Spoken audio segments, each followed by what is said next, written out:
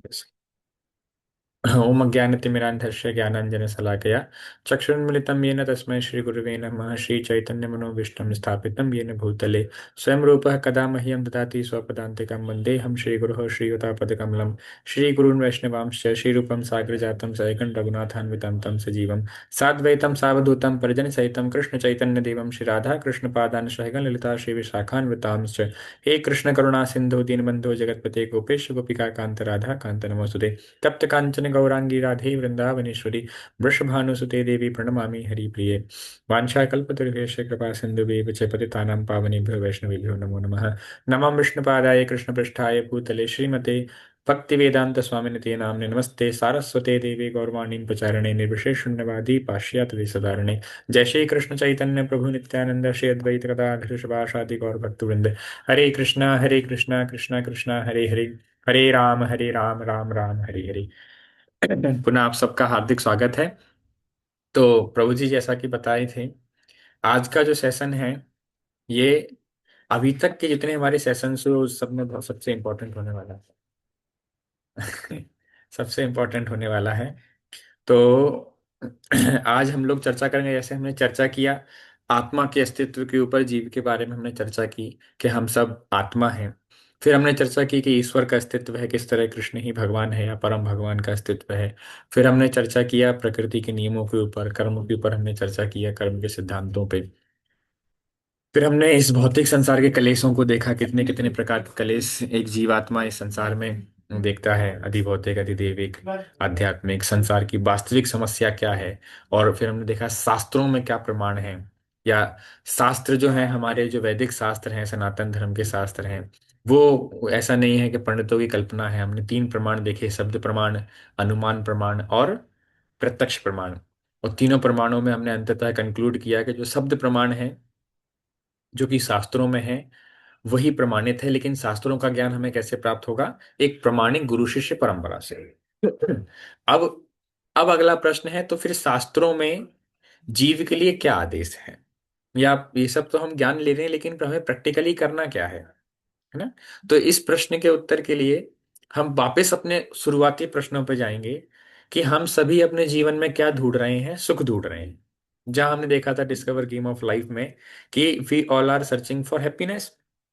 यही तो जीवन का खेल है, गेम ऑफ लाइफ यही है ना। बच्चे खेल खेलते हैं, बच्चे किस लिए खेल खेलते हैं? बच्चे भी अगर गेम खेलते हैं तो वो भी उनको खुशी मिल रही होती है ना, तभी तो वो खेलते हैं। तो जी थोड़ा गेट लगा देंगे क्या? बच्चों को सुख मिल रहा होता है, आनंद मिल रहा होता है, इसलिए वो खेल खेल रहे होते हैं ना।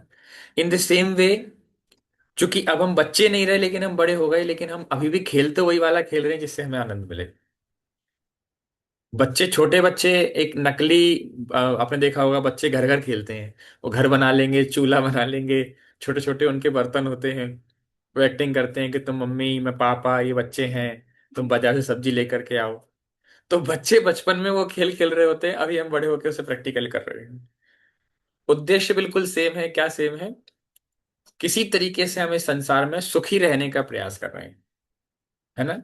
लेकिन वो सुख हमें मिल नहीं रहा है, ये एक सच्ची बात है। अगर मिल रहा होता तो फिर हम क्यों बार बार हम विस्तार कर रहे होते अपनी अलग अलग चीजों का? ज्यादा पैसा कमाओ, ज्यादा बाहर घूमो, यहाँ जाओ वहां जाओ। हर तरीके से एक जीव जो है वो प्रयास कर रहा है कि बस किसी तरीके से मैं सुखी हो जाऊं। आज के सेशन में हम देखने वाले हैं कि शास्त्रों में सुखी रहने का क्या मार्ग बताया है। तो आज का हमारा सेशन ही ये रहेगा कि यस, खोज करेंगे हम आज किसकी? ध्वनि के माध्यम से दिव्य आनंद की। कि कैसे जो ध्वनि है, साउंड वाइब्रेशंस हैं, श्रील प्रभुपाद जी कहते हैं दिस ट्रांसेंडेंटल साउंड वाइब्रेशंस, ये जो दिव्य ध्वनि है, ध्वनि के माध्यम से कैसे कोई मनुष्य पूर्णतः पूर्ण आनंद को प्राप्त कर पाता है। और वो ध्वनि क्या है? वो ध्वनि है हरे कृष्ण कृष्ण कृष्ण हरे हरे राम राम राम हरे हरे। ये जो ध्वनि है, ये जो साउंड वाइब्रेशन है, प्रभुपा जी से बार बार कहते थे कि this transcendental sound vibration of Hare Krishna mahamantra is the sublime method of refining our Krishna consciousness. तो ये प्रभुपा जी का काफी फेमस स्टेटमेंट है। तो प्रभुपाद इसको कहते थे कि ये ट्रांसेंडेंटल साउंड वाइब्रेशन है। ये ट्रांसेंडेंटल साउंड वाइब्रेशन मतलब ये एक दिव्य ध्वनि कंपन है। ये साउंड, ये जो ध्वनि है, ये वास्तव में जीव को पूर्ण आनंद प्रदान करने वाला है। तो फिर शुरुआत में ही प्रश्न आएगा, प्रभु जी हमें तो लगता था समोसे कचौड़ी खा के आनंद मिलता है, आप बोल रहे हैं आवाज सुन के आनंद मिल जाएगा।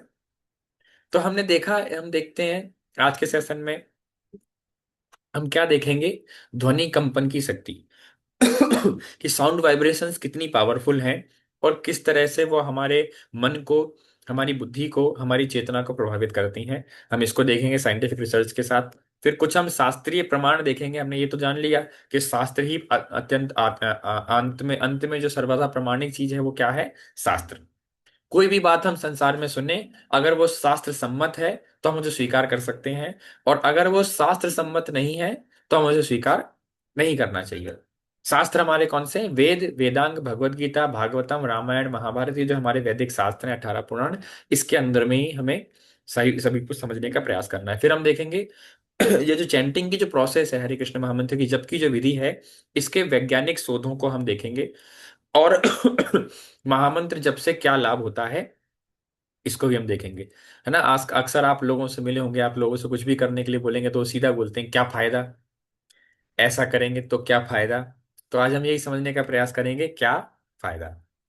तो ये चार चीजों का आज हम देखेंगे। सबसे पहले हम देखेंगे ध्वनि कंपन की शक्ति, कि ये साउंड वाइब्रेशन जो है, जो ध्वनि का जो कंपन है, ये किसकी कितनी शक्ति से शक्ति होती है।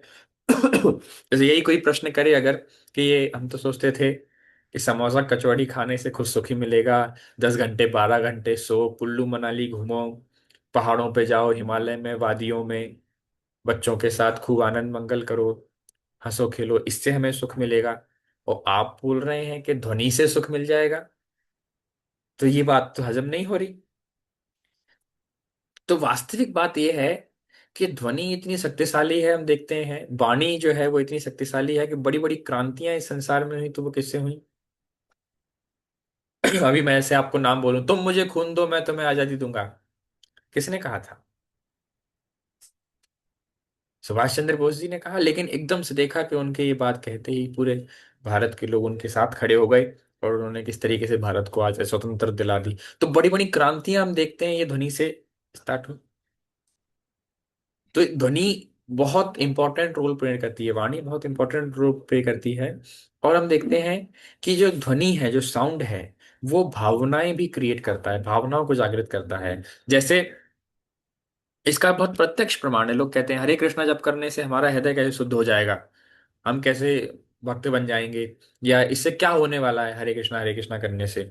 तो उसका सीधा सा आप ये जो प्रचार करते हैं, किसी को जप करने के लिए बोलते हैं, उनके लिए बहुत अच्छा है। आप ध्यानपूर्वक सुनिएगा। अगर कोई आपसे इस तरीके से आर्गुमेंट करे कि माला क्यों करते हो, माला फेरत जुग बया गया ना मन का फेर, मन का डार के मन का फेर, तो इस तरह की बात करते हैं कि माला करने से क्या होता है, तो उनको आप कह सकते हैं कि अभी मैं आपको गाली दूंगा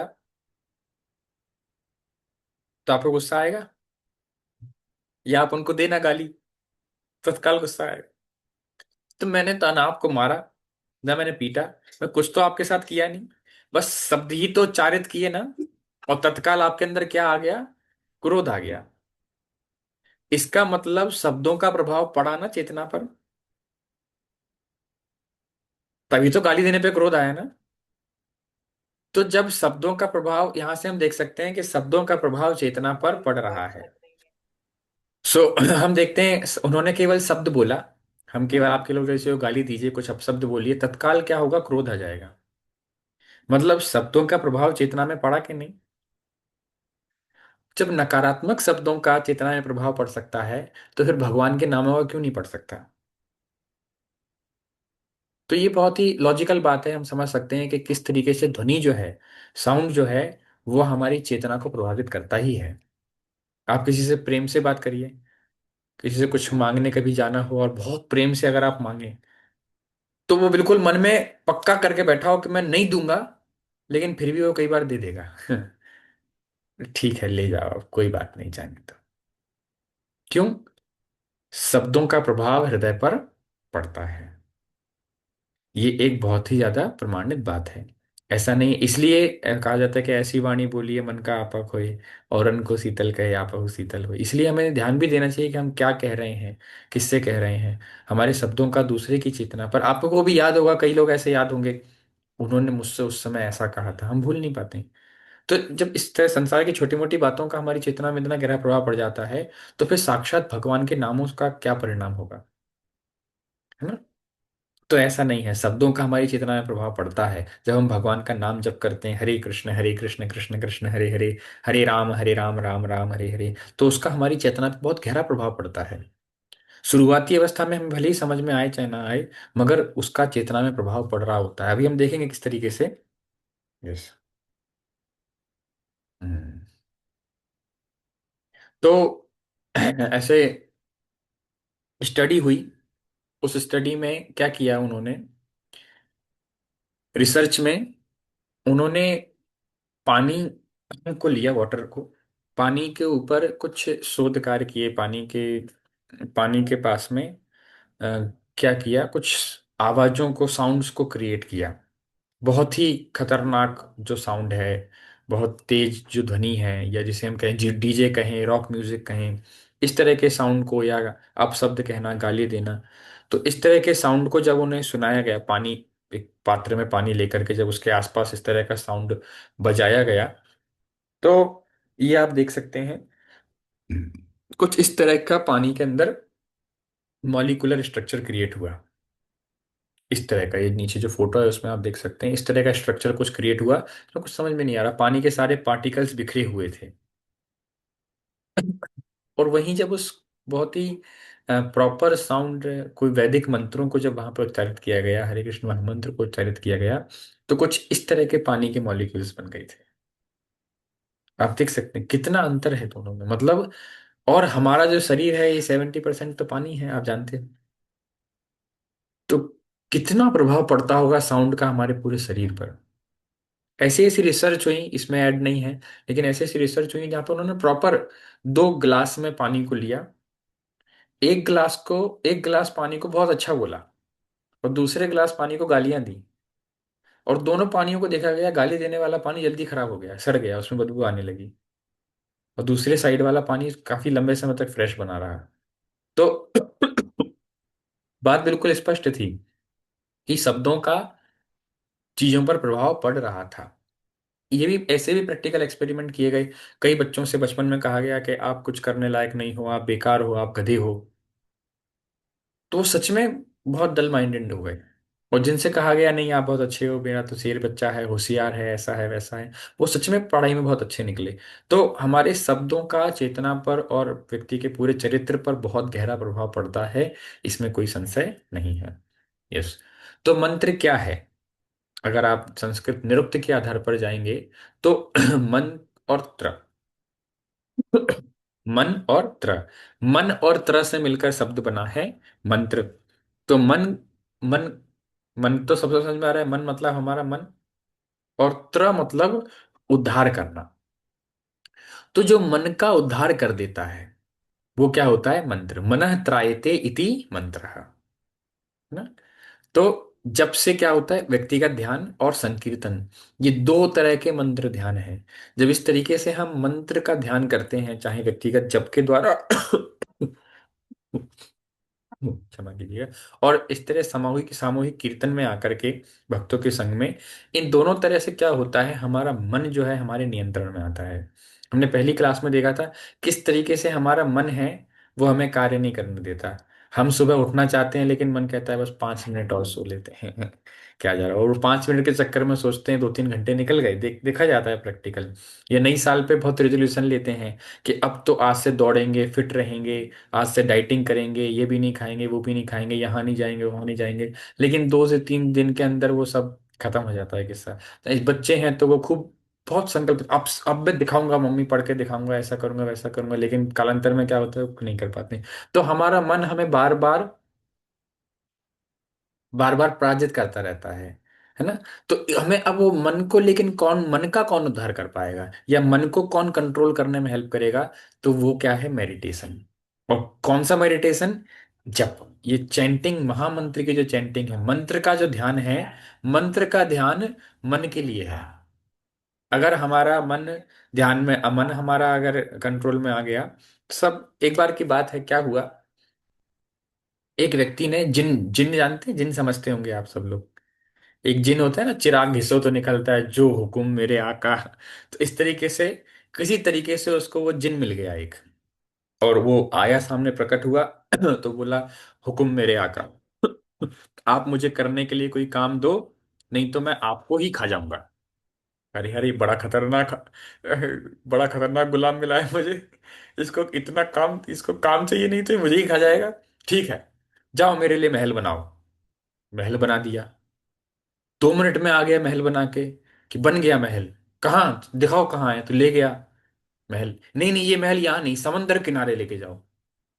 समंदर किनारे पहुंचा दिया उसको भी, महल को भी। ढेर करा, ढेर सारा सोना संपत्ति ऐश्वर्य ले आओ। ले आया। और स्त्रियां ले आओ, ले आया। फल सब्जियां ले आओ, ले आओ। जमीन जागीर ले आओ, ले आओ। मेरा बड़ा राज्य बना दो, बना दिया। प्रजा बना दो, बना दिया। और सब बस तत्काल करते जा रहा है। अब परेशान। और हर बार बोले, मुझे कोई और काम करने दो वरना मैं तुम्हें खा जाऊंगा। और बार बार काम देके उसने सब कुछ प्राप्त कर लिया जिनसे, देखते ही देखते। लेकिन फिर जिन बोल रहा, अब और कुछ बोलो, नहीं मैं तुम्हें खा जाऊंगा। अब व्यक्ति परेशान हो गया। बोल रहा है कि ये सब मिल तो गया, लेकिन ये जिन मुझे इस सब का भोग नहीं करने देगा, ये मुझे ही खा जाएगा। कि मुझे मेरे गुरुदेव के पास ले चलो। तो जिन उसको गुरुदेव के पास ले गया। अब तो गुरुदेव के चरणों में गिर के बोला, महाराज आपने ये जिन की सिद्धि क्या दे दी मेरे को। इसने तो मेरी जिंदगी में सब कुछ देकर भी नरक बना दिया। क्यों? कि बार बार बोलता है मुझे आदेश दो, नहीं तो मैं तुम्हें खा जाऊंगा। इतना मैं क्या करूं, मैंने सब कुछ करवा लिया इससे, लेकिन फिर भी ये 2 मिनट में कर लेता है और फिर आ जाता है। मैं क्या करूं? केवल बस इतनी सी बात। आप क्या करो? गुरु ने कहा, एक डंडा गाड़ो बांस का यहाँ पे। जिनसे बोला, एक डंडा गाड़ो जिन्हें यहाँ पे। वो डंडा गाड़ दिया तत्काल। डंडा प्रकट हो गया। और जिनसे क्या बोला गुरु ने? इससे बोलो, क्या बोलो, कि जब तक मैं किसी काम के लिए नहीं बुलाता हूं, तब तक तुम्हारे लिए काम है। इस पर चढ़ो उतरो, चढ़ो उतरो, चढ़ो उतरो। जिनको डंडे पे चढ़ने उतरने में लगा दिया। अब जिन चढ़ रहा है, उतर रहा है, चढ़ रहा है, उतर रहा है, वो चढ़ता उतरता रहेगा सालों साल तक भी, जब तक ये दोबारा उसको नहीं बुलाएगा। तो बच गई प्राण। तो हमारा मन, बताते हैं ये कहानी हमारी है, और ये जिन हमारा मन है जो हमें मिला हुआ है। इसे हर क्षण कुछ चाहिए करने के लिए। नहीं तो ये आपसे ओवर थिंकिंग कराएगा। नहीं तो ये आपसे, आपको बिल्कुल हताश कर देगा, निराश कर देगा। या इच्छाओं में घुमाता रहेगा। सपनों में, सपनों की दुनिया में ले जाता रहेगा और आपका समय खाता रहेगा। नहीं, कई बार देखा है लोगों के पास, प्रभु जी बता रहे थे एक, कि मन लोगों का इतना परेशान करता है कि सब कुछ है लोगों के पास, लेकिन फिर भी वो सुखी नहीं हो पाते। क्योंकि संतोष बाहरी नहीं होता, संतोष आंतरिक होता है। दिल्ली में प्रभु जी बता रहे, दिल्ली में जब वो काउंसलिंग कर रहे थे, तो एक माता जी उनके पास आई। बोलती, प्रभु जी मैं क्या करूं, मैं बहुत परेशान हूं। तो प्रभु जी को लगा कि शायद कुछ फाइनेंशियल प्रॉब्लम होगी। तो बोले, देखो माता जी, संसार में लक्ष्मी क्या है, आता जाता रहता है, कभी आएगा कभी जाएगा। तो इतना सोच, अरे नहीं नहीं प्रभु जी, अरे आपके इस्कॉन मंदिर से 4 मंदिर खरीद लेंगे, इतना पैसा है हमारे पास। अरे बाप रे, अच्छा। अच्छा ठीक है। तो प्रभु जी को लगा कि अरे तो पैसा तो है इनके पास, लगता है इनके बच्चे ठीक नहीं होंगे। तो बोले, माता जी अब क्या कहें, कलयुग है, कलयुग में सब ऐसे ही बच्चे हैं, सही संस्कार नहीं है, तो माता पिता की बात नहीं मानते हैं। अरे प्रभु जी क्या बात करते हैं आप? मेरे बच्चे तो बिल्कुल संस्कारी हैं, मैं बोल दूं बैठो तो बैठो, उठ जाओ तो उठ जाओ, पढ़ाई में अच्छे हैं, सब कुछ अच्छा है, मेरे बच्चों के बारे में कुछ मत कहो। तो लगता है ये सास से परेशान है। तो अरे, अरे माता जी, अब सासों का क्या है, परिवार में सास नंद तो किसकी होती हैं। तो घर कलेश चलता ही रहता है, लेकिन भगवान पे विश्वास रखना चाहिए। और ज्यादा घर के गृहस्थी के कामों में नहीं। अरे नहीं नहीं, मेरी सास तो माँ के समान है, मुझे माँ के समान। अब प्रभु जी परेशान है, इसको कष्ट क्या है, इसको दुख तकलीफ क्या है, क्यों ये परेशान है? पैसा भी है, बच्चे भी बात मानने वाले हैं, और सास ससुर भी सब अच्छे हैं। अच्छा, पति में गड़बड़ होगी। पति शायद पीता खाता होगा, कुछ गलत काम करता होगा। तो बोले, अरे माता जी मैं समझ गया। अच्छा, आपके पति, प्रभु जी पति के बारे में कुछ मत कहना। मेरे पति परमेश्वर के समान है, कोई उनके अंदर गलत आदत नहीं है, मेरी सब बात मानते हैं। अरे वाह! अब प्रभु जी परेशान तो माता जी, फिर क्यों परेशान हो आप? अच्छा, आपकी हेल्थ खराब रहती है प्रभु जी, 4 बार उठा के पटक दूंगी आपको। हेल्थ मेरी इतनी अच्छी है, कोई बीमारी नहीं है मेरे को। अब प्रभु जी कहा, आप माता जी मुझे नहीं पता, आप बताइए क्या समस्या है, क्यों आप परेशान हो? अब देखिएगा मन, मन कितना खतरनाक, ये सच्ची घटना है। उनके पास पैसे की कोई कमी नहीं, बच्चे बिल्कुल आज्ञाकारी, परिवार सास ससुर माँ के जैसे, माता पिता के समान, पति बिल्कुल संस्कारी, कोई गलत आदत नहीं, आज्ञाकारी, और फिर भी परेशान, क्यों परेशान? तो बोले प्रभु जी एक्चुअल में क्या है ना, मुझे इंडिया में अच्छा नहीं लगता, मेरा मन करता है विदेश में जाके सेट हो जाऊं। मेरा मन करता है विदेश में जाके सेट हो जाऊं, लेकिन ये सब कोई विदेश जाने के लिए राजी नहीं है मेरे पति, वैसे सब बात मानेंगे, बस ये बात नहीं मान रहे, इसलिए मैं बहुत परेशान हूं, मैं क्या बताऊं। अब देखे, ये मन है हमारा, जो है ना। गौर गोपाल प्रभु बहुत सुंदर एग्जाम्पल देते हैं, आपके दांत में एक जगह कहीं तिनका फंस जाए, तो पूरा ध्यान उसी पे चला जाएगा, पूरा मन उसी पे चला जाएगा, जुबान बार बार बार बार उसी पे जाएगी, है ना। पर कभी ऐसे नहीं होता कि जुबान ये नहीं देखती, कह रहे बाकी तो पूरे दांत मेरे सही है, बाकी तो पूरे दांतों में कुछ भी नहीं फंसा। वो वहीं फोकस करती है जहां पे दिक्कत है, प्रॉब्लम है। ये हमारे मन का स्वभाव है। मन केवल आपको कहीं ना कहीं से बस नेगेटिव चीज ही हाईलाइट करेगा, बाकी अच्छा अच्छा कुछ कुछ नहीं दिखाएगा, वो केवल आपको बुरा ही बुरा दिखाता रहेगा। और इस तरीके से हमारा समय, हमारी ऊर्जा, हमारे भावना, हमारे संबंध, सब कुछ खराब कर देता है हमारा मन। से कई कई लोग हैं झूठी शंका के कारण अपना गृहस्थी पूरा चौपट कर लेते हैं, बस शक की बीमारी के कारण, क्यों? बस मन उनके कंट्रोल में नहीं है, मन में कुछ भी आता है बोल देते हैं। कितने लोगों को मैंने ही खुद देखा है, कितने ऐसे घर उजड़ते हुए देखे हैं, सब कुछ था लेकिन बस मन कंट्रोल में नहीं था, वाणी से कुछ भी उल्टा सीधा बोल दिया और बंटवारा हो गया, पूरा घर बर्बाद हो गया। तो ये मन को कंट्रोल करना बहुत इंपॉर्टेंट है, जैसा पिछली बार कहा था। अगर मन को हमने कंट्रोल नहीं किया, अगर मन की हमने सुनी, तो हम क्या बन जाएंगे? मंकी बन जाएंगे, और फिर इस डाली पे उस डाली पे भागते रहेंगे, लेकिन एक जगह कहीं चैन से बैठ नहीं पाएंगे। ऐसा ही कलयुग में सब जीवों का जीवन हो गया है, और इसलिए कोई संतुष्ट नहीं है, क्योंकि मन संतुष्ट नहीं होने देता है। और अब कई बार लोग कहते हैं पता है क्या, कि प्रभु जी माला में मन नहीं लगता। वो माला में मन लग जाएगा तो फिर मन फिर मन, काम खत्म हो जाएगा ना मन का। इसलिए मन डरता है। मन जो है वो माला में और भगवत गीता से इसलिए डरता है, वो बिल्कुल नहीं चाहता आपसे कि आप माला करें या भगवत गीता पढ़ें। इसलिए वो बार बार उसमें विक्षेप उत्पन्न करता है मन, क्योंकि ये विधि जो है वो मन को बस में करने का प्रयास कर रही है। आप कभी किसी जंगली जानवरों को पकड़ने का प्रयास करें तो वो और छटपटाएगा, और छटपटाएगा, और परेशान करेगा। दिन भर मन में कोई गलत विचार नहीं आएंगे, लेकिन माला करने बैठेंगे तो गलत विचार आएंगे, क्यों आएंगे? क्योंकि वो मन पकड़ में आ रहा है, वो जकड़ में आ रहा है, वो वश में होना चाह रहा है, वश में होने वाला है, इसलिए वो फड़फड़ा रहा है। इसलिए उस समय में क्या करना है, बस हमें नाम जप करते रहना है, मन लगे या ना लगे हमें नाम जप करते रहना है। तो ये विधि है। तो मन, मंत्र क्या करता है? मन का उद्धार करता है। मनः त्रायते इति मंत्र। तो अभी हमने देखा ध्वनि की शक्ति। अब हम देखेंगे शास्त्रीय संबंध, शास्त्रों में मंत्र के बारे में और नाम जप के बारे में क्या कहा गया है। तो आत्मज्ञान के लिए अनुशंसित प्रक्रियाएं। तो जब आत्मज्ञान के लिए या जीवन के परम गंतव्य को प्राप्त करने के लिए सतयुग में क्या विधि थी? सतयुग में परमात्मा पर ध्यान किया करते थे लोग, तपस्या करते थे। जंगल में चले जाएंगे, एक आसन पर बैठकर तपस्या करेंगे। आप पाएंगे सतयुग में हिरण्यकश्यप, हिरण्याक्ष, बड़े बड़े राक्षस भी क्या कर रहे हैं? ध्यान कर रहे हैं, ओम ब्रह्मदेवाय नमः, या विष्णु का ध्यान कर रहे हैं। ध्रुव महाराज ने ध्यान ही किया, ओम नमो भगवते वासुदेवाय, मंत्र के साथ ध्यान किया, उन्होंने भी मंत्र का ही सहारा लिया, लेकिन ध्यान क्या, ध्यान विधि मुख्य थी।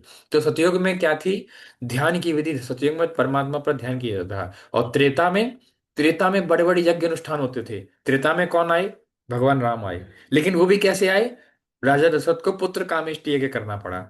भगवान श्री रामचंद्र भी युद्ध करने के लिए, युद्ध करने से पूर्व रावण से यज्ञ कर रहे हैं। रावण वहां पे मेघनाथ अलग यज्ञ कर रहा है, और फिर राज आने के बाद अश्वमेध यज्ञ कर रहे हैं, बार बार यज्ञ कर। तो यज्ञ की विधि है त्रेता में। सब लोग क्या करते थे? यज्ञ करते थे। त्रेता में यज्ञ करने से आत्मज्ञान प्राप्त होता था, यज्ञ करने से भगवत ज्ञान प्राप्त होता था, यज्ञ करने से मोक्ष प्राप्त होता था, यज्ञ करने से ही आनंद प्राप्त होता था। वहीं पे जब द्वापर आया, तो द्वापर में विस्तृत अर्च विग्रह पूजा की। द्वापर में क्या विधि थी? बड़े बड़े मंदिर बनाओ, भगवान के शिव विग्रह स्थापित करो, और भोग राग की उनकी सेवा करो, बढ़िया भोग लगाओ, बढ़िया कीर्तन, बढ़िया उनके साथ उनको भोग लगाओ, ऐश्वर्य से उनकी सेवा करो। तो बड़े बड़े मंदिर बना करके भगवान की विग्रह सेवा करने की जो पद्धति थी, ये कहाँ की थी? द्वापर की। और कलयुग में, कलयुग में केवल केवल भगवान के नाम जप की विधि है। कलयुग केवल नाम आधारा, सुमेर सुमेर रुत नहीं पारा। कलयुग में तो केवल नाम ही बचा है। तो गुरु महाराज बहुत सुंदर बता रहे थे एक बार कि सतयुग द्वापर त्रेता कलयुग, ऐसा नहीं है कि नाम जप केवल कलयुग की ही विधि है। बात वास्तविक ये है कि कलयुग के लोगों के पास नाम जप के अलावा अब कुछ बचा नहीं है। तो बाकी सब विधियों पे एक्सपायरी डेट लिखी थी कि सतयुग, हाँ सतयुग में एक्सपायर हो जाएगा ध्यान। त्रेता, त्रेता यज्ञ यज्ञ करने वाली विधि त्रेता में एक्सपायर हो जाएगी। अर्च विग्रह वाली पूजा विधि वो द्वापर में एक्सपायर हो जाएगी। लेकिन हरिनाम, हरिनाम की विधि जो है, ये कभी भी एक्सपायर नहीं होगी। तो हम देखते हैं तीनों युगों में आपको नाम जप करने वाले भक्त मिलेंगे। प्रहलाद महाराज भगवान का स्मरण कर रहे हैं, नाम जप कर रहे हैं, नारायण नारायण। सतयुग में, त्रेता में हनुमान जी नाम जप कर रहे हैं, राम राम श्री राम जय राम जय जय राम। और द्वापर में, द्वापर में तो भक्तों की फिर कोई कमी नहीं है। सभी भगवान का, कृष्ण का, गोविंद का नाम, हे कृष्ण हे यादव हे सखी थी, अर्जुन भी नाम ही जप कर रहे हैं, सब भगवान का नाम जप कर रहे हैं। और कलिकाल में, कलिकाल में तो अब नाम के अलावा कोई विधि बची ही नहीं। जगह करने जाएंगे तो कहते हैं महाराज, दुकान वाले से कहेंगे पूजा वाला घी दे दो। पूजा वाला घी कौन सा?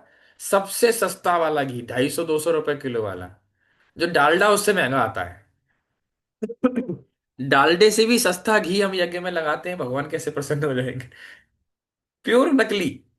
यज्ञ के लिए है वेद लक्षणा गाय, देसी वेद लक्षणा गाय, जर्सी भी नहीं।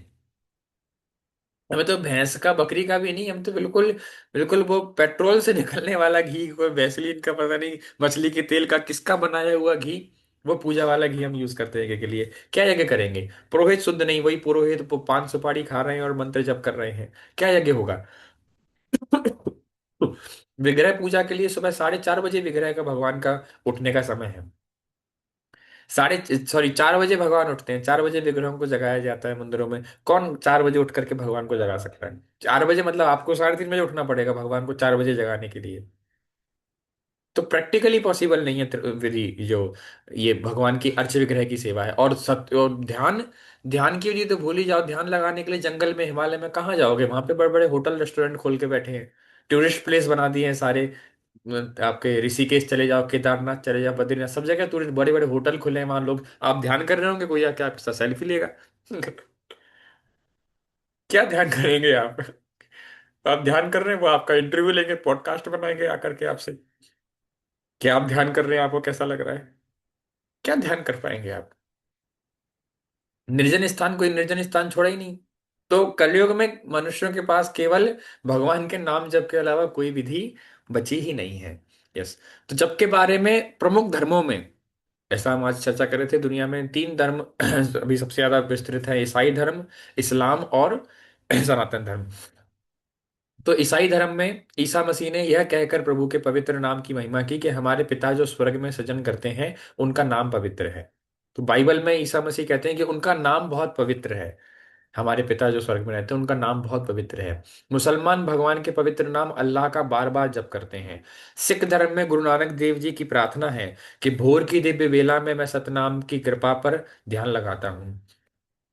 सिख गुरु नानक जी तो वाहे गुरु तक का अर्थ इसमें बताते हैं कि वाहे गुरु का, गुरु ग्रंथ साहिब में ही जो वाहे गुरु जब करते हैं, गुरु ग्रंथ साहिब में ही उसका अर्थ बताया गया है कि वाहे गुरु का अर्थ क्या है।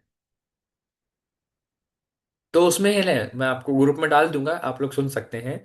वाहे गुरु का अर्थ है व से वासुदेव, ह से हरि, र से राम, और ग से गोविंद। यही, यही जो 4 अलग अलग रूपों में प्रकट थे, यही गुरु बन करके अभी प्रकट हुए हैं, यही भगवान है। कौन? वासुदेव, हरि, राम और गोविंद, यही परम भगवान है।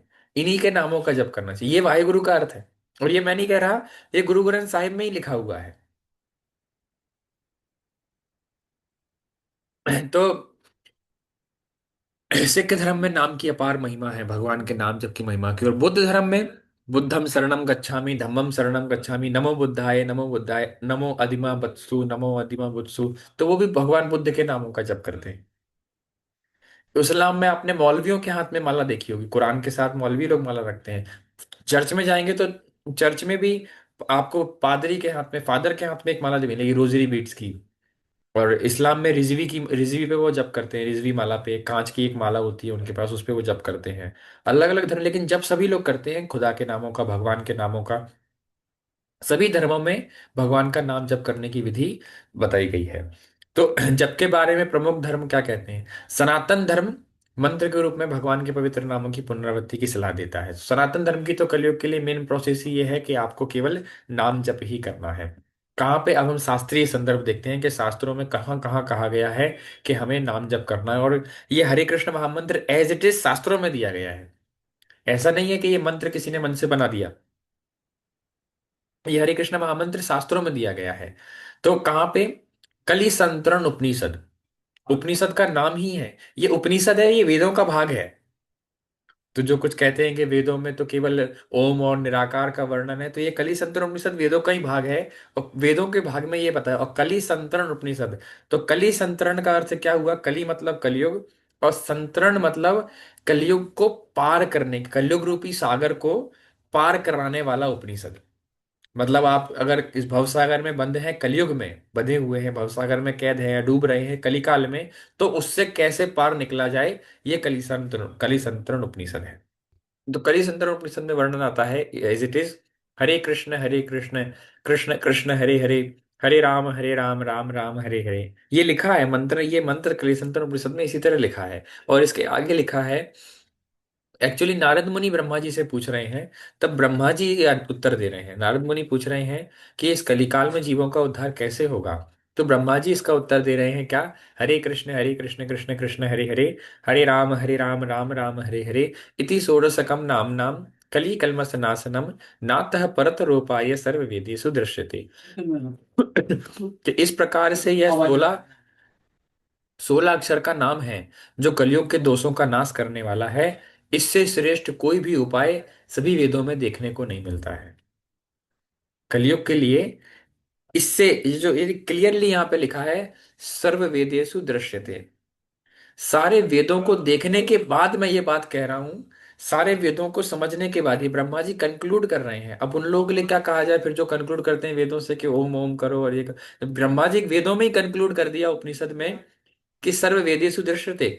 सभी वेदों को देखने के बाद ये मैं निष्कर्ष पे पहुंचा हूं कि ये जो हरे कृष्ण महामंत्र है, बस इसके जप करने मात्र से ही जीव का कल्याण होता है इस कलिकाल में।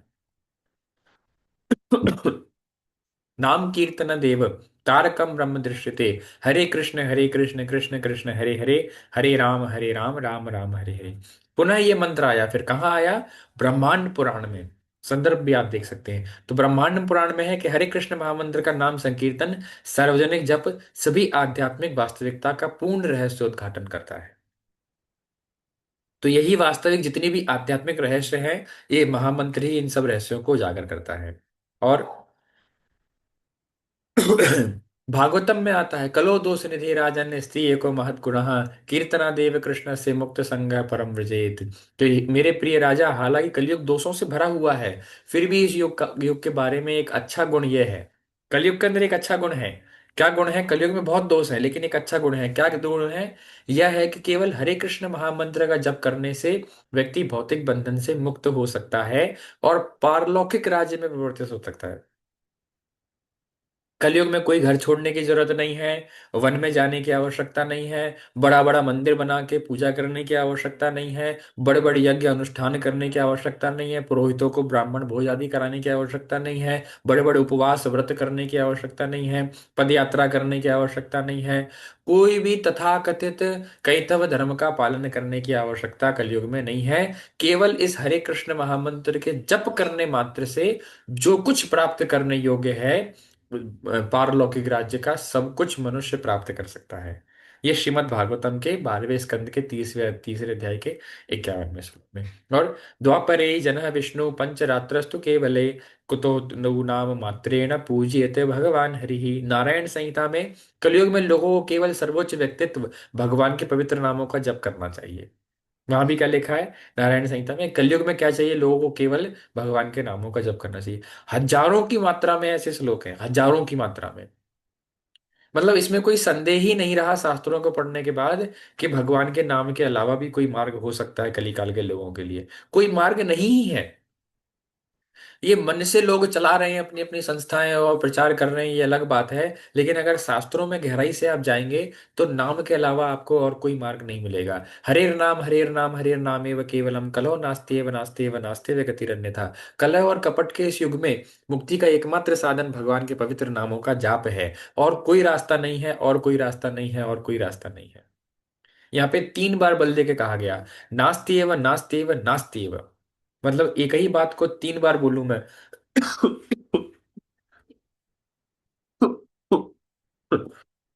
मतलब कोई बात बिल्कुल 100% सिद्ध हो गई है तो उसको बिल्कुल बल देके कहा जाता है, मैं सही कह रहा हूं, मैं सही बोल। तो 3 बार बल देकर कहा जाए तो वो बात पूर्णतः सिद्ध मानी जाती है। तो यहाँ पे 3 बार बल देकर कहा गया, नास्तेव नास्तेव नास्तेव, इसके अलावा कोई और रास्ता नहीं है, इसके अलावा कोई और रास्ता नहीं है, इसके अलावा कोई और रास्ता नहीं ही है। स्पष्ट हम देख सकते हैं शास्त्रों में वर्णन दिया गया है। भक्ति सेवा जो भगवान के पवित्र नाम के जप से शुरू होती है वह मानव समाज में जीव के लिए परम धार्मिक सिद्धांत है। तो अलग अलग श्रीमद् भागवतम में बहुत सारे आपको विस्तार देखने को मिलेंगे। तो हमने देखा जप के बारे में शास्त्रों में संदर्भ देखे बहुत हैं, लेकिन वो पूरी क्लास बहुत बड़ी हो जाएगी। और भी कई कई कई कई वो हैं। तो अब जप के बारे में वैज्ञानिक अध्ययन। तो महामंत्र के, ये हरे कृष्ण महामंत्र के ऊपर ही रिसर्च की गई। साइंटिफिक रिसर्च जब इसके ऊपर की गई, ऑब्जर्वेशन किया गया लोगों के ऊपर, क्या सच में इससे कोई प्रभाव पड़ रहा है या नहीं, तो उसका कुछ रिजल्ट निकल के आया, उसके ऊपर हम चर्चा करेंगे।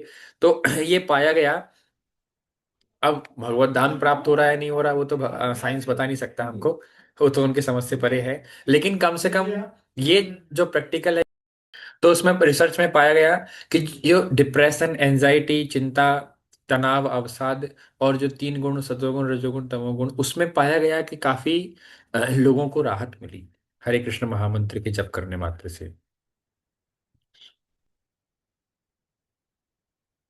तो डेविड वी वॉल्फ इन्होंने इन्होंने रिसर्च किया फॉरेन में, ये पीएचडी एल है। इन्होंने जब शोध किया तो ये इनकी रिसर्च है, आप देख सकते Spiritual disciplines recommend meditational practices such as silent meditation, silent recitation of mantras, and also the verbal repetition of specific mantras out loud. A clinical test of the benefits of mantra chanting was performed on 3 groups of 62 subjects, males and females of average age 25. They chanted the Hare Krishna Maha Mantra 25 minutes each day under strict clinical supervision. Results showed that regular chanting of the Hare Krishna Maha Mantra reduces stress and depression and helps reduce bad habits and addictions. These results formed a PhD thesis at Florida State University.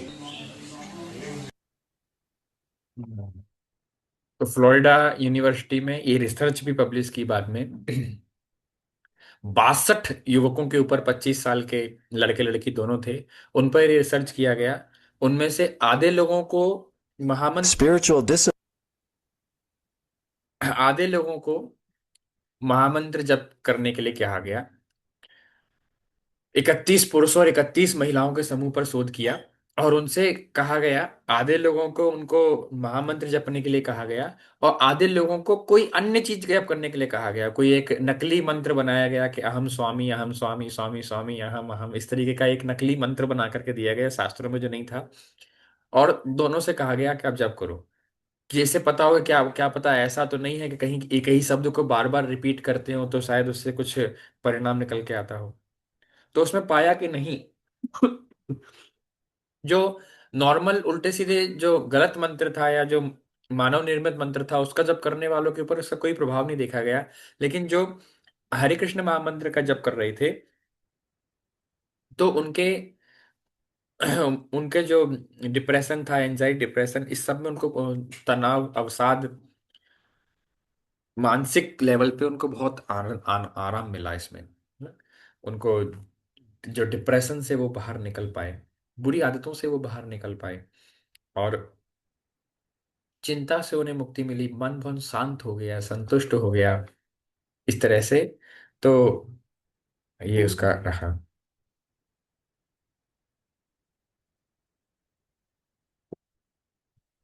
तो अनुसंधान के परिणाम कुछ इस तरीके से रहे। ये जो महामंत्रा ग्रुप जो थे, उसमें डिक्रीज इन स्ट्रेस आप देख सकते हैं कि स्ट्रेस में कमी आई। तो अल्टरनेट मंत्र, जब जो उल्टा सीधा मंत्र जब कर रहे थे, उनकी जो स्ट्रेस थी वो और बढ़ गया, तनाव था वो और बढ़ गया। और महामंत्र जप करने वालों का जो तनाव था वो और कम हुआ।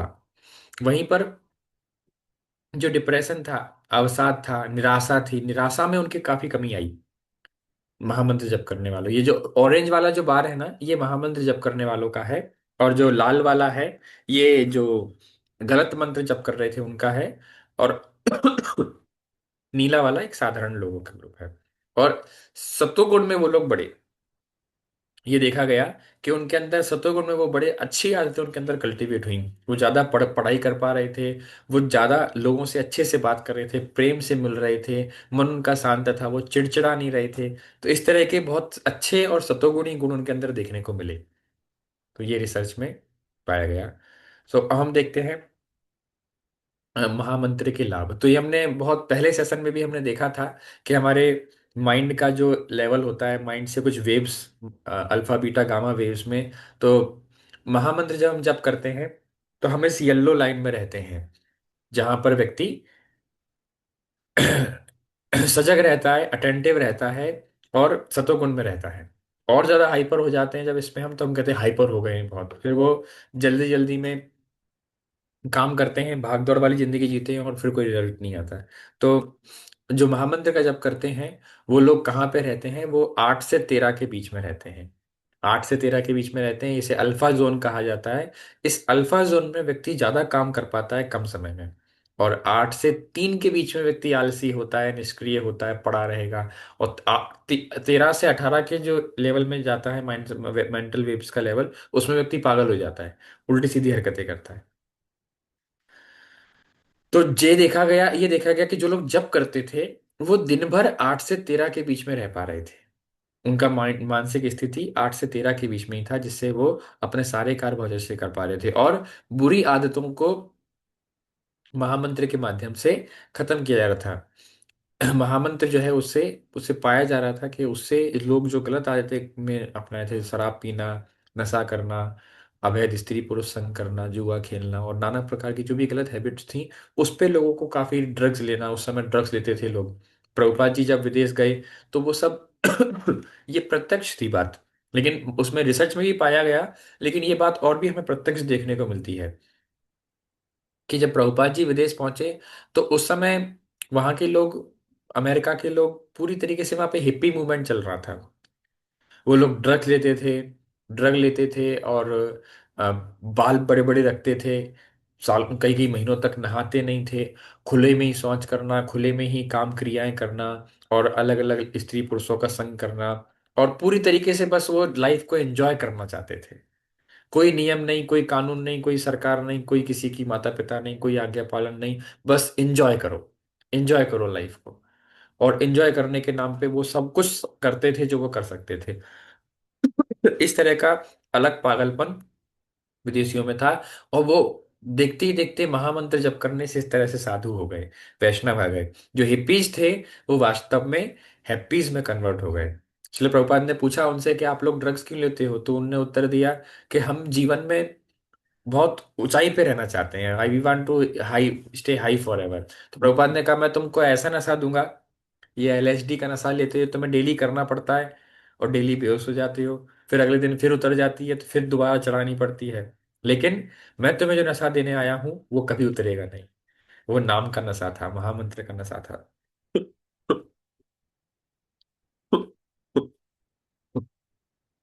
ये जो महामंत्र है, इससे पाप की प्रतिक्रियाओं से भी मुक्ति मिलती है। हम गलत कार्य करते हैं, अगर आप इंटॉक्सिकेशन करेंगे तो इस तरीके से आपकी जीवाओं को बाहर खींचा जाएगा, या पिघला हुआ लोहा आपको पिलाया जाता है नरक में। जो लोग अवैध स्त्री पुरुष संग करते हैं, उनकी सजा ये होती है कि उनको एक, अगर पुरुष है तो उसको एक स्त्री की जलती हुई तपती हुई बिल्कुल लोहे की स्त्री बनाई जाती है नरक में, नकली, और उससे उसको चिपकाया जाता है। आप देख सकते हैं ये सजा, ये चार कार्य करने को। आप अगर जुआ खेलते हैं तो आपके पेट को फाड़ के उसके अंदर से आंतें निकाली जाती हैं, इस तरीके से शरीर को। आप मांसाहार करते हैं तो आपको खौलते हुए कढ़ाई में तला जाता है। तो इस तरीके की नाना प्रकार की यातनाएं नरक में जीव को मिलती हैं। और इन सब यातनाओं से मुक्ति कैसे मिलती है? नाम का जप करने मात्र से इन सब यातनाओं से जीव बच सकता है। भले ही किसी ने ये सब गलत काम जीवन में अपने किए हों, लेकिन यदि वो नाम जप करना शुरू करता है, इन नाम जप करने के बाद ये सब क्रियाएं बंद करके नाम जप शुरू करता है, तो उसको इन सब क्रियाओं से मुक्ति। जैसे कढ़ाई में तले हुए बीज अंकुरित होने की शक्ति खो देते हैं, वैसे ही हानिकारक कर्म प्रतिक्रियाएं कृष्ण के पवित्र नाम की शक्ति से कार्य करने की शक्ति खो देती है। यस। जो अवांछित भौतिक इच्छाओं से मुक्ति। तो हरि नाम, अपनी वर्तमान स्थिति में हम किसी भी सनकी विचारकों और इच्छाओं के दास हैं। पवित्र नाम के नियमित जब से हमारी भौतिक इच्छाओं और पापी प्रवृत्तियों का नाश हो जाता है, तो हमारे अंदर पाप की प्रवृत्तियां हैं, हम जानबूझ से गलत कार्य करना चाहते हैं, तो ये जो वृत्ति ही हमारे अंदर खत्म हो जाती है। जो भगवान का नाम जब कर रहा है ना, उससे आप बोलो कि ये लो तुम्हें मैं 1 लाख रुपए दूंगा, तुम किसी का मर्डर कर दो, तो वो नहीं कर पाएगा। कर नहीं, नहीं, गलत बात, हमसे नहीं। या अभी कोई रेणु माता जी से कहे कि माता जी आइए आपको मांस खिलाते हैं, आप खाइए, खाएंगे? नहीं खाएंगे, कतई ही नहीं। करोड़ों रुपए देंगे तो भी मांस तब नहीं खा सकते, गलत कार्य अब नहीं कर सकते जीवन में, क्योंकि वो वृत्ति ही अंदर से खत्म हो गई है। जब पाप करने की वृत्ति ही खत्म हो जाती है तो फिर वो कैसे पाप कर पाएगा? तो महामंत्र के नियमित जाप करने वाले अपना कुछ अनुभव साझा करते हैं, हम जल्दी जल्दी जाएंगे। तो स्टीफन फार्मर कहते हैं कि यदि मैं हरे कृष्ण का जाप करके आध्यात्मिक रूप से अपने दिन की शुरुआत करता हूँ, तो मैं पूरे दिन सुखद मनोस्थिति में बना रहता हूँ। ना रमेश लाल कहते हैं कि हरे कृष्ण का जप करके और कृष्ण भावनामृत पर अधिकार पुस्तकें पढ़ने से मुझे बहुत शांति मिलती है। तो अलग अलग लोग अपना अनुभव साझा कर रहे हैं, बड़े बड़े लोग हैं। हेमा मालिनी जी कहती हैं कि आइए प्रार्थना की शक्ति के माध्यम से एक जादू सृजन करें। आओ मिलकर हरे कृष्णा जाप करें, सभी कष्टों को समाप्त करें। आइए एक बहुत ही सुंदर और शांतिपूर्ण दुनिया बनाएं। ये डिवोटी हैं इस्कॉन के, और ये जप करती, ये भी हेमा मालिनी जी प्रतिदिन हरे कृष्ण महामंत्र का जप करती हैं। मथुरा से हमारे साथ साथ जब मैं तनाव में होता हूँ तो मैं मंत्रोच्चार करता हूँ। यह एक चीज है जो मुझे ऊर्जा देती है, यह मेरे दिमाग को शुद्ध करता है और मुझे पुनः केंद्रित करता है। ये Paul barrier, printing and executive, ये कहते हैं। जब मैं नर्वस होती हूँ तो मुझे नाम जब बहुत शांतिदायक लगता है, मैं छोटी छोटी बातों पर विचलित नहीं होती हूँ। श्रीमती सैली रेले विक्रेता हैं, ये सब बड़े बड़े लोग हैं, ये सब हरे कृष्ण महामंत्र की जबकि अपने अनुभव साझा करते हैं। हरे कृष्णा भक्तों के साथ जुड़ने और महामंत्र का जप करने के बाद जीवन के प्रति मेरा दृष्टिकोण बहुत उज्जवल है। ये सेनाधिकारी हैं, यूएस के, ये कह रहे हैं। डॉक्टर डोनाल्ड आर टुक ये कहते हैं, मैंने देखा है कि जैसे जैसे जप करने वालों का एक स्तर से गहरे रास्ते की ओर बढ़ते हैं, वे अधिक यथार्थवादी, अधिक सहिष्णु और अधिक ऊर्जावान होते जाते हैं। ऋषिकेश महपतलाल कहते हैं, हरे कृष्णा का जाप करने से मुझे अपने जीवन के सभी उतार चढ़ावों का बड़े आध्यात्म आत्मविश्वास और मन की शांति के साथ सामना करने में मदद मिलती है ना। जॉर्ज हरिसन कहते हैं, विश्व प्रसिद्ध संगीतकार हैं, जब वास्तव में ईश्वर के प्रति प्राप्ति की एक प्रक्रिया है, जब वास्तव में ईश्वर की प्राप्ति की एक प्रक्रिया है। अल्फ्रेड फोर्ड अम्बरीश दास शिल प्रभुपाद जी के शिष्य हैं, ये कहते हैं, मैं मोतियों पर हरे कृष्ण मंत्र का जाप करने लगा और पुस्तकों का अध्ययन करने लगा। भगवान कृष्ण का नाम जपने से मेरी जीवन शैली बदल गई। तो ये जो पंच तत्व हैं, चैतन्य महाप्रभु और उनके जो 5 पार्षद हैं, इनकी कृपा से हमें ये महामंत्र प्राप्त हुआ। जय श्री कृष्ण चैतन्य प्रभु नित्यानंद, श्री अद्वैत गदाधर शिवासादि गौर भक्त वृंद। तो हमें जप करने से पूर्व इन पांचों का स्मरण करना चाहिए। माला माला करने से पूर्व, एक माला करने से पूर्व पहले इस मंत्र का जप करना चाहिए, ये मंत्र एक बार उच्चारित करना चाहिए। और नित्यानंद प्रभु श्री चैतन्य महाप्रभु के चरणों में प्रार्थना करनी चाहिए कि वे हम पे कृपा करें और हम निरपराध होकर के इस माला को जप कर सकें। इनकी कृपा से ही हम नाम जप करते हैं। और फिर हमें जप करना चाहिए हरे कृष्ण कृष्ण कृष्ण हरे हरे, हरे राम राम राम हरे हरे। और इस तरह हम इस महामंत्र के जप को जप करके ही जीवन में परम संतोष और परम आनंद को प्राप्त कर सकते हैं।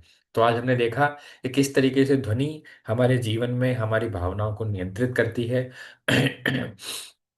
और आत्म साक्षात्कार के लिए हमने प्रक्रियाएं देखी, किस तरीके से अलग अलग युगों में अलग अलग प्रक्रियाओं से व्यक्ति आत्म साक्षात्कार करता है। फिर हमने शास्त्रीय संबंध संदर्भ देखे, किस तरह शास्त्रों में विस्तार से वर्णन है हरे कृष्ण महामंत्र का, और महामंत्र की जगह जप करने के लिए सलाह दिया गया है। ऐसे ही अपने मन से कोई भी मंत्र उठा के हम जप नहीं कर सकते। ये मंत्र जो है वो प्रमाणिक गुरु परंपरा में हमें प्राप्त होना चाहिए। महामंत्र के प्रभावों पर वैज्ञानिक अध्ययन को हमने देखा, और हरे कृष्ण महामंत्र के जाप के लाभ को हमने देखा। तो इसी के साथ आज का सेशन यहीं पे समाप्त होता है। आप सभी का बहुत बहुत धन्यवाद, आपने ध्यानपूर्वक सुना। और टेक्निकल थोड़ा इशू आ रहा था, बार बार डिस्कनेक्ट हो रहा था, उसके लिए क्षमा चाहेंगे। किसी का कोई क्वेश्चन हो या शेयरिंग हो तो हम लोग पुलिस से भी ले सकते हैं। थोड़ा सा टाइम है हमारे पास, फिर हम लोग वाइंड अप करेंगे कल के लिए। हरे कृष्ण। जी, हरे कृष्ण माता जी। हाँ, हरे कृष्णा प्रभु जी, तो को मेरा दर्शन आज जी की माता जी। क्लास वास्तव में बहुत ही अच्छी थी। हमें समझ में आया कि जो हम महामंत्र करते हैं उसका क्या लाभ होता है। बाकी हमें बताया गया, हम कर रहे थे, क्या होता है ये हमें पता नहीं होगा। कुछ अच्छी चीज है तो हम करते जा रहे थे, लेकिन वास्तविकता इसके जो ध्वनि का उदाहरण देकर प्रभु जी ने समझाया। और मेरा क्वेश्चन ये था कि जैसे प्रभु जी ने बताया कि द्वापर से और कलयुग में भक्ति की विधि एक्सपायरी हो गई है, तो मतलब हम जो भी विधि करते हैं भक्ति, तो वो हमारी व्यर्थ जाती है, हमें नहीं करनी चाहिए। हाँ हाँ। तो हरे ऐसा नहीं, कृष्णा। भक्ति की विधि नहीं एक्सपायर हुई है। भगवान के अर्च विग्रहों की सेवा की जो पद्धति है वो ऐसा नहीं है कि वो एक्सपायर हुई है, लेकिन हम उसे कर नहीं पाएंगे। जो उसका स्टैंडर्ड है, यहाँ पे ये कहा गया, कलयुग के जीव नहीं कर सकते उस स्टैंडर्ड की। हम कैसे करते हैं? हम उन्हीं बर्तनों में हम खा लेते हैं, उन्हीं बर्तनों में भगवान को भोग लगता है, भोग बनता है। क्या स्टैंडर्ड है किचन के हमारे यहाँ पे? कभी कभी किन्हीं किन्हीं घरों में तो लहसुन प्याज ही बनता है, उसी का वो लोग भोग लगा देते हैं। आप प्राय देखेंगे अपने अड़ोस पड़ोस में, जिन लोगों के यहाँ ठाकुर जी लड्डू गोपाल के वगैरह होते हैं, तो वो पहले लहसुन बनता है, पहले लहसुन का ही भोग लगा देते हैं। चाय चाय सुबह बनती है, चाय का भोग लगा देते हैं भगवान को। तो ये सब विधि शास्त्र में नहीं है, बिल्कुल नहीं है, ये अपराध है। और इस तरीके से भगवान के विग्रहों की सेवा करके वो और अपराध कर रहे हैं, और अपने ऊपर पाप अपराध लेते जा रहे हैं। ऐसे में वो भक्ति में प्रगति नहीं करेंगे। अगर किसी को करना है विग्रह सेवा, तो प्रॉपर पंचरात्र विधि से, इस्कॉन में सिखाते भी हैं, डीटी वर्शिप कोर्स भी होते हैं, घर में कैसे भगवान के विग्रहों की सेवा करें। ऐसी बात नहीं है कि नहीं करना है या हम कर रहे हैं तो व्यर्थ जा रही है। हमारे हमारे भी तो इस्कॉन के भी तो मंदिर होते हैं, मंदिरों में ठाकुर जी के विग्रह होते हैं, लेकिन स्टैंडर्ड से सेवा की जाती है, प्रॉपर विधि है। भगवान की सेवा करने की प्रॉपर विधि है। लोग आप देखते हैं गणेश चतुर्थी पे, नवरात्रि पे जाएंगे और गणेश जी की मूर्ति ले आते हैं, प्रतिमा ले आते हैं, स्थापित कर लेते हैं।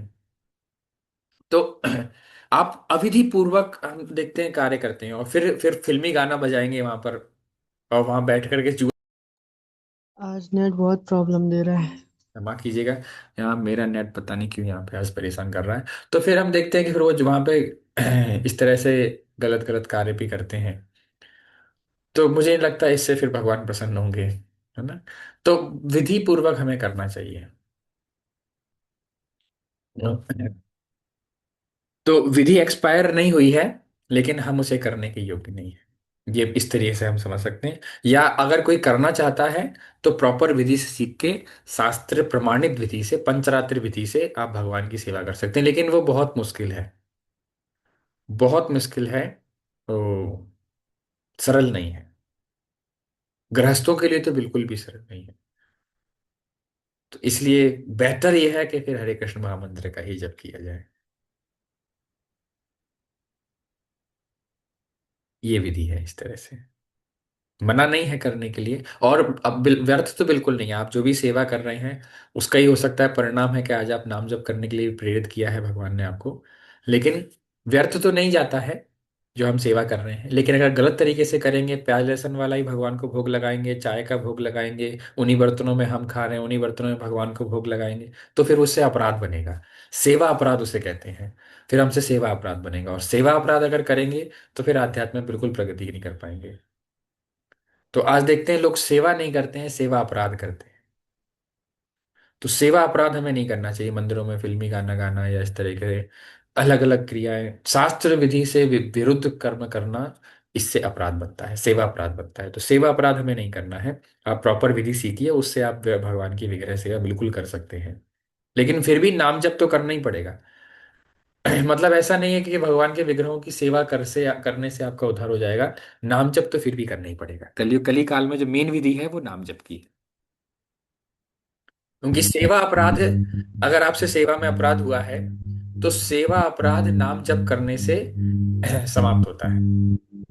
अगर अगर किसी का प्रश्न हो कि हम अभी तक गलत सेवा कर रहे हैं ठाकुर जी की, तो फिर अपराध बन रहा है तो क्या होगा, तो वो सेवा अपराध भी नाम जप करने से समाप्त होता है। तो फिर आप समझ सकते हैं नाम जप की कितनी महिमा है, कि भगवान की विग्रह सेवा में भी अगर अपराध हो गया आपसे कोई, तो वो नाम जप करके खत्म करना है। लेकिन ऐसा नहीं सोचना कभी भी कि अपराध कर लो नाम जप कर लेंगे खत्म हो जाएगा। ये अलग अपराध है। इसमें क्या है, हम भगवान के नाम के बल पर अपराध कर रहे हैं। तो नाम के बल पर अपराध नहीं करना। जो अपराध जाने अनजाने में बन गया गलती से, तो वो नाम जप से समाप्त हो जाता है। तो इसलिए नाम जप की महिमा बहुत ज्यादा है। और जो भी विधि आप कर रहे हैं घर में भगवान की सेवा करने की, भोग करने की, उसे कंटिन्यू रखें। लेकिन प्रयास करें तो उसको शास्त्र विधि से और अच्छे से करें, और विधि पूर्वक आप करें, अच्छे से प्रॉपर तरीके से भगवान के लिए भोग बना के अच्छे से भगवान को भोग लगाएं, नियम से सुबह शाम 2 टाइम का ठाकुर जी को भोग लगाएं, प्रॉपर नियम से उनकी आरती करें। इस तरीके से बिल्कुल आप सेवा कर सकते हैं। हरे कृष्णा। बोल प्रभु। हरे कृष्ण प्रभु जी। कुछ कुछ लोग प्रभु जी मतलब डेयरी मिल्क चॉकलेट वगैरह का भी भोग लगाते हैं। तो मतलब वो सोचते हैं, उनका भाव ये रहता है कि हम खाएं, खाने से पहले हम भगवान को भोग लगा दें। तो ये क्या चल सकता है? देखिए, हाँ, भाव के नाम पे लोग बहुत कुछ करते हैं। भाव के नाम पे बहुत कुछ करते हैं कि हमारा तो भाव है, हम ऐसा कर रहे हैं वैसा कर रहे हैं। लेकिन असली भाव किसका है? असली भाव को हम कैसे पहचान सकते हैं? सपोज दैट अरुण प्रभु ही कहें कि प्रभु जी आपके प्रति मेरा भाव भाव है, मैं बैगन बनाया है, आप प्लीज बैगन खा लो, बड़े भाव से आपके लिए बैगन बनाया है। और मैं कहूँ अरुण प्रभु मेरे को बैगन बिल्कुल पसंद नहीं है, फिर भी अरुण प्रभु लगे बैगन खिलाने के लिए, क्या सच में अरुण प्रभु का भाव है? फिर अगर सच में भाव होगा तो मेरे लिए वो बनाएंगे जो मुझे पसंद है, ना कि वो जो मुझे नहीं पसंद है। भगवान ने शास्त्र में मना कर दिया, पत्रम पुष्पम फलम ते मे भक्तम प्रदच्छति, भगवान ने कहा मैं चॉकलेट नहीं खाता हूँ, और फिर भी हम भाव से चॉकलेट खिलाने में लगे हुए हैं। तो ये हमारा भाव है या हमारा भाव नहीं है? हमने भगवान को पाप उतारने की मशीन बना रखा है, क्योंकि हमने कहीं से ज्ञान ले लिया कि हाँ सब चीज में पाप है, अपराध है, भोग लगाओ। तो कुछ भी आया भोग लगाओ, पाप उतर जाएगा, फिर हम खा लेंगे। तो भगवान पाप उतारने की मशीन नहीं है कि भोग लगा के पाप उतार दो। हमें भगवान को वही भोग लगाना है जो भगवान को पसंद है, ना कि हमें पसंद है। हम अपनी पसंद का भगवान को भोग लगाते हैं, तो ये भाव नहीं है ये भोग है। और हम इसे भोग को भाव का नाम दे देते हैं। जैसे मेरी घर में एक जगह घर में एक व्यक्ति आके मुझसे, एक माता जी आकर के मुझसे विवाद कर रही थी कि उनको बिना नहाए भगवान के लिए भोग बनाती थी सुबह। वो कहती थी कर्मा बाई ने तो बिना नहाए भोग बनाती थी, जगन्नाथ जी अगर ने खिचड़ी खाते थे, हम क्यों बिना नहाए भोग नहीं बना सकते भगवान के लिए, क्या दिक्कत है? तो मैंने कहा कि देखिए, कर्मा बाई इस कलयुग में ही हुई, आप भी इसी कलयुग में हैं, ठीक है? भगवान उनके यहाँ आके खा लिए, आपके यहाँ आके खा ले तो मैं मान जाऊंगा, मैं भी खा लूंगा। हम कर्माबाई के लेवल पे नहीं है ना। भगवान ने उनके यहाँ खाया है, आपके यहाँ थोड़ी खाया है, जो आप ही बिना बनाए भोग लगाने में लगे हुए हैं। आपको तो आचार्यों की गुरु की बात माननी पड़ेगी। अगर सच में आपका भाव उनके जैसा है तो भगवान को पत्ते खाके खा जाना चाहिए था फिर तो। अगर नहीं आ रहे हैं इसका मतलब आपको विधि पालन करने की आवश्यकता है। तो हमें आचार्यों का अनुकरण नहीं करना है, हमें आचार्यों का अनुसरण करना चाहिए। उन्होंने जो कहा है, उन्होंने जो आज्ञा दी है, हमें उसका पालन करना है। आचार्यों ने खुद जो लीला की, जो कुछ किया, हमें उसको एज इट इज कॉपी नहीं करना है, क्योंकि उनका लेवल हमारा लेवल अलग अलग है। उनकी भक्ति की प्रगति, हमारी भक्ति की प्रगति अलग अलग है। तो ये चीज है। तो भाव के नाम पे हमें नौटंकी नहीं करनी चाहिए, ऐसी बात है। अंशुमन प्रभु, आप प्लीज अनम्यूट करिए, एक बार में पूछ लीजिए।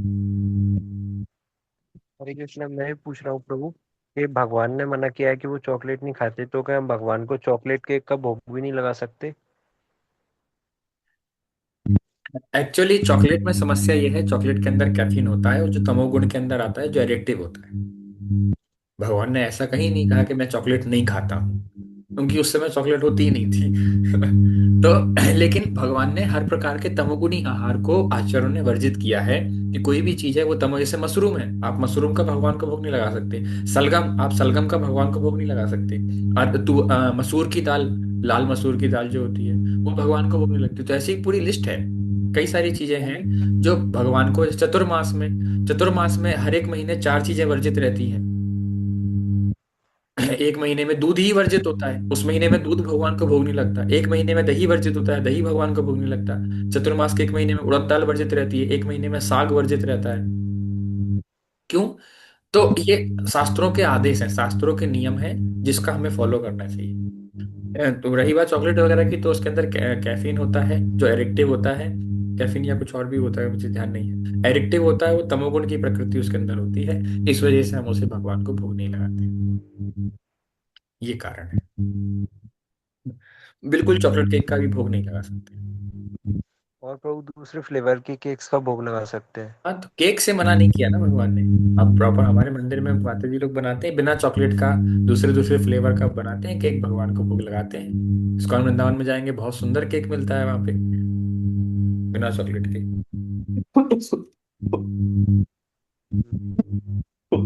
प्रभु मूली का भी कुछ संत निषेध बताते हैं, मूली का वर्जित निषेध नहीं बताते है। हैं, मूली का हमारे प्रयोग में नहीं गाजर करना। मूली का नहीं, जैनी लोग मानते हैं, जैन में कुछ है उनका निषेध, हमारे में गाजर मूली का तो निषेध नहीं। मेनली प्याज लहसुन, प्याज लहसुन, मसूर की दाल, और चॉकलेट, चाय कॉफी, जो नॉर्मल सनातन घरों में देखने को मिलता है। बाकी डिटेल्स हैं तो उस पर इतनी दिक्कत नहीं, ये भी चीजें मेन है, इसका हमें परहेज करना चाहिए। हरे कृष्ण।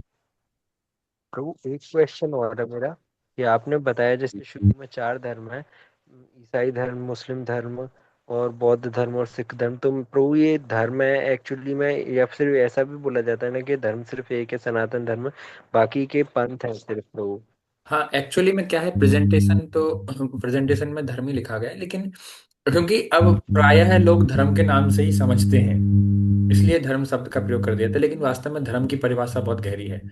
निश्चित रूप धर्म की श्रेणी में नहीं आते हैं, पंथ हैं, सारे अलग अलग पंथ हैं, अलग अलग मान्यताएं हैं, लोगों की बिलीफ सिस्टम हम कह सकते हैं। तो अलग अलग मान्यताएं हैं, अलग अलग ग्रुप्स हैं। धर्म तो वास्तव में सनातन ही है, भागवत धर्म ही वास्तव में, वर्णाश्रम धर्म ही श्री प्रभुपाद जी कहते हैं, वही हर जीव का धर्म है, क्योंकि ये जैव धर्म है। हमारे आचार्यों ने एक पुस्तक भी लिखी है, जैव धर्म। तो वास्तविक सनातन धर्म ही मूल धर्म है, और वही सब लोग फॉलो करते आ रहे थे अनंत कोटि कल्पों से।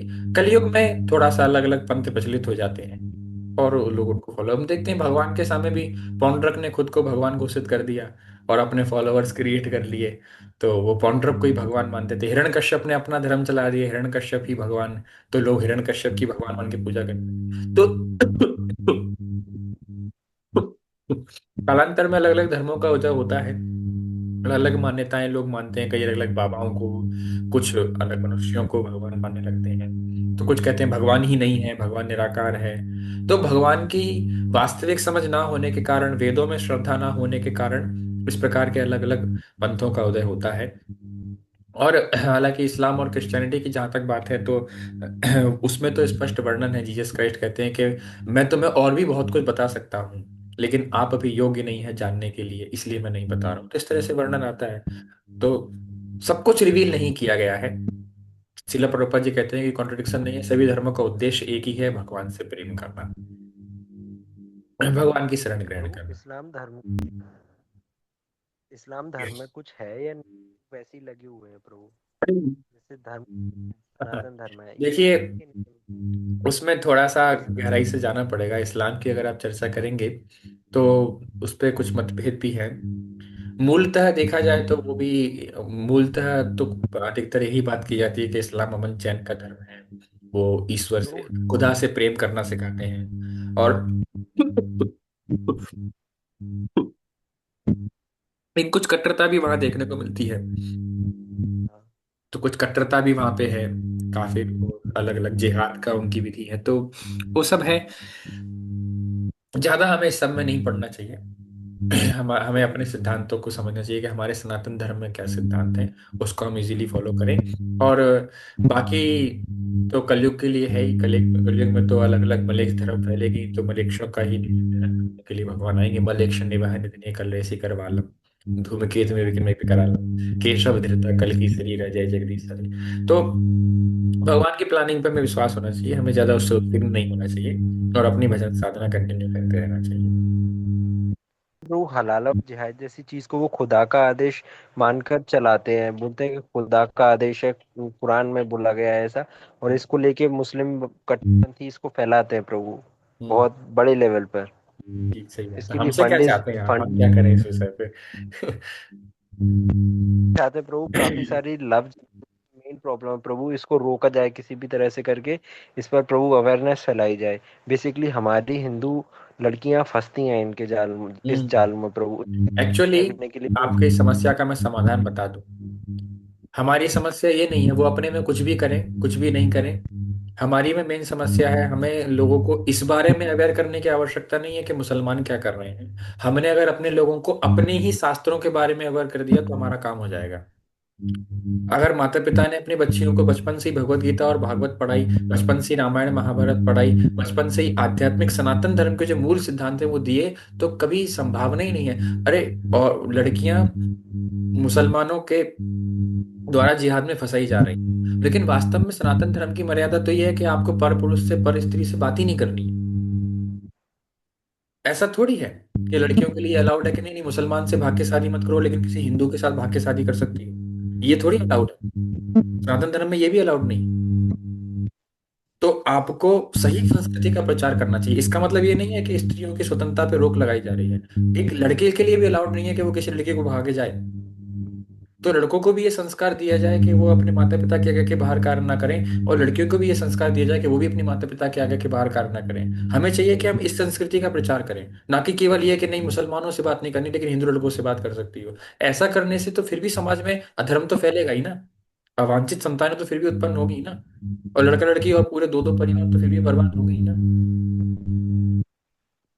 तो वास्तव में हमें किसी धर्म के अगेंस्ट में प्रचार करने की आवश्यकता नहीं है। सनातन धर्म को ही अगर किसी ने समझ लिया और सनातन धर्म को ही अगर सही रूप में सब जगह फैला दिया, तो फिर अपने आप सारी समस्या का समाधान हो जाएगा। और इस चीज पे श्रील प्रभुपाद जी ने एम्फेसाइज किया। प्रभुपाद जी ने इस पे एम्फेसाइज नहीं किया कि इस धर्म में क्या गलत है। प्रभुपाद जी ने समझ में कहा कि कहीं पे कुछ गलत हो नहीं हो, आप पहले अपना धर्म समझ लो, आप सही चीज समझ लो। मैं एग्जांपल देके समझाता हूँ आपको कि कहीं पे कोई खराब खिचड़ी बांट रहा है, तो ये कहना कि ये खराब खिचड़ी बांट रहे हो, सड़ी हुई बांट रहे हो, सड़ी हुई बांट रहे हो, उससे बेहतर है, निंदा उससे करने से बेहतर है आप वहां पे बहुत अच्छा पंडाल बना के, अच्छी खिचड़ी बना के, बिल्कुल अच्छी फ्रेश गरम गरम आप अच्छा दो, लोग आपके पास आके लेंगे। दो विधि थी। एक विधि है लोगों की जो वो पूरे देश में आंदोलन किया, करपात्री महाराज ने गौहत्या बंद करो, गौहत्या बंद करो, गौहत्या बंद करो। आज तक गौहत्या बंद नहीं हुई। और दूसरे हमारे श्रील प्रभुपाद जी, उन्होंने पूरे विश्व में गौशालाएं खोल दी। मगर उन्होंने प्रभु पूरे गौ विश्व हत्या में तो गौशालाएं खोल दी। तो पूरे विश्व में धीरे धीरे गौहत्या कम हो रही है, बंद हो रही है, या जहां से भक्त लोग जाते हैं उन्होंने लोगों को अवेयर कर दिया, उन्होंने लोगों ने गौमांस खाना छोड़ दिया। और आगे जैसे संस्था प्रचार करेगी और लोग मांस छोड़ेंगे, गौहत्या बंद हो भी जाएगी तो लोग तस्करी करेंगे गाय की। जिन राज्यों में गौहत्या बंद है, क्या वहां से गाय, वहां गाय कटती नहीं है? तो वहां से गाय ट्रकों में भर भर के दूसरे राज्य में जाती है, वहां कट जाती है। तो ये कलयुग का काली मुड़ी का आदमी अपना कोई मार्ग ढूंढ ही लेगा, और गलत कार्य करेगा ही। आप लोगों का हृदय परिवर्तन कर दो, समाज परिवर्तन कर दो, सब कुछ बदल जाएगा। तो हमारे शिला प्रभुपाद जी ने इस विषय पर कार्य किया, ना कि सरकार के सामने हाथ फैला के आंदोलन करने से। प्रभुपाद जी ने गौशालाएं खोल दी। प्रभुपाद जी ने एक ऐसा जन समुदाय क्रिएट कर दिया जो जन समुदाय पूरे समाज में सही धर्म को, सिद्धांतों को प्रतिपादित करता है। तो हमारा फोकस होना चाहिए कि हम भगवत गीता, भागवत आदि ग्रंथों को विस्तार से समझें, अपने धर्म को अच्छे से समझें। और सब, अगर हिंदू केवल हिंदू धर्म को ही समझ के अच्छे से फॉलो करने लगेगा तो अपने आप सब कुछ बैलेंस हो जाएगा। कुछ अलग से हमें करने की आवश्यकता ही नहीं पड़ेगी। लेकिन हम अपने ही धर्म को फॉलो नहीं कर रहे हैं, इसलिए हमारे साथ आज प्रॉब्लम हो रही है, हमारे साथ अत्याचार हो रहा है, हमारे साथ हमारी लड़कियां अगर गलत जगह जा रही हैं, हम खुद अगर मार्ग भटक रहे हैं, तो उसका मेन कारण यह है कि हमने अपने धर्म को ही फॉलो करना बंद कर दिया है। यस, हरे कृष्णा, 10 बज चुके हैं। सो बहुत बहुत धन्यवाद आप सभी भक्तों का, है ना। और अंशुमन प्रभु, आपके और भी कुछ प्रश्न हो ना, तो विस्तार से हम बात करेंगे। मैं या तो कभी से पूरी आऊंगा तो आपसे मिलूंगा, या फिर हम फोन पे बात करेंगे। तो और क्वेश्चंस को हम पर्सनली डिस्कस कर सकते हैं। हर विषय हर किसी के सामने चर्चा करने का नहीं होता है ना। तो आप सभी का बहुत बहुत धन्यवाद ध्यानपूर्वक श्रवण करने के लिए।